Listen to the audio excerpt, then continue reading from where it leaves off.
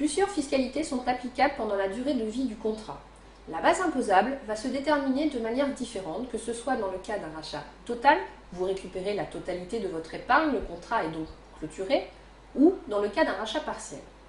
Dans le cas d'un rachat total, le calcul est très simple, puisque la fiscalité va s'appliquer sur la plus-value générée sur le contrat. Pour exemple, j'ai versé sur mon contrat 100 il y a quelques années, ce contrat a produit des intérêts et j'ai aujourd'hui 200.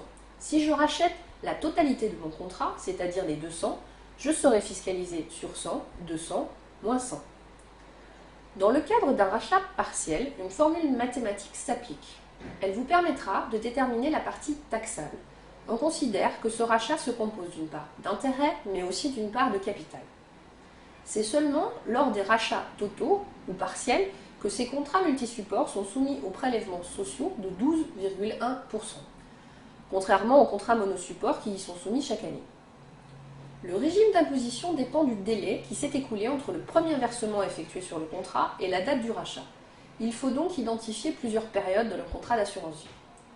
On va avoir 3 tranches de fiscalité différentes en fonction de la date de souscription du contrat. Vous optez soit pour le prélèvement forfaitaire libératoire, soit pour l'intégration de ces revenus. Dans ce dernier cas, ils seront donc soumis au barème progressif de l'impôt sur le revenu. La première période est celle qui s'étend de 0 à 4 ans. Les prélèvements forfaitaires libératoires seront les plus élevés puisqu'ils s'élèvent à 35%. Durant la deuxième période, de 4 à 8 ans, le prélèvement forfaitaire libératoire est équivalent à 15%.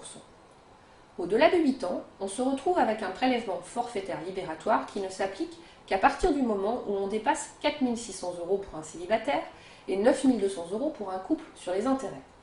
C'est pour cela que l'on parle de fiscalité avantageuse après 8 ans de souscription. Pour exemple, un couple qui retire plus de 9 200 € sur un contrat conclu il y a plus de 8 ans sera taxé à 7,5%. À noter que vous pouvez opter à tout moment pour l'intégration de ces revenus dans votre base imposable si cela était plus avantageux. Sont rajoutés dans ces 3 périodes les prélèvements sociaux de 12,1%.